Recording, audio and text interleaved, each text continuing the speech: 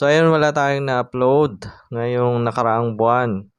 Lampas nga, isang buwan na, isang buwan. Pero meron akong gustong i-share sa inyo habang busy tayo sa ibang bagay. Hindi naman pag gagawa ng tutorial lang yung ginagawa natin, kundi may mga trabaho din tayo. At meron akong gustong i-share sa inyo, isang setup na ginagawa ko ngayon. Actually, nagawa ko na. Kung mapapansin nyo, itong video na to ay captured to ng Raspberry Pi 4B. Papakita ko dito. At ang camera na gamit ko ay Logitech. Ayan. Kaya medyo malinaw siya, di ba? Ayan. Papakita ko yung Raspberry Pi. Maliit lang siyang computer. Ayan.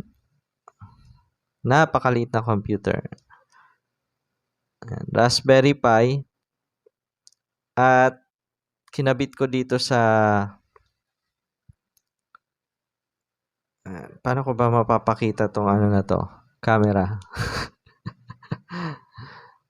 Kailangan may salamin. Ayan. Hanap tayong salamin.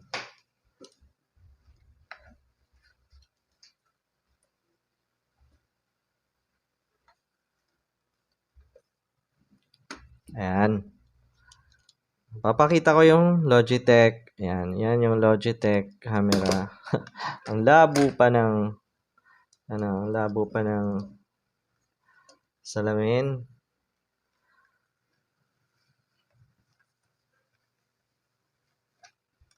Yan. Medyo malinaw na. Ayan. So, yan ang gamit nating camera na kinabit natin dito sa Raspberry Pi.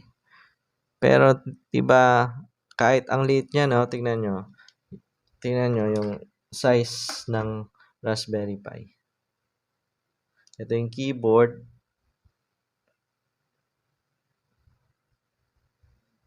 Then, ito yung Raspberry Pi. HDMI papunta dito sa monitor. Yan. Kaya niyang mag-record ng malinaw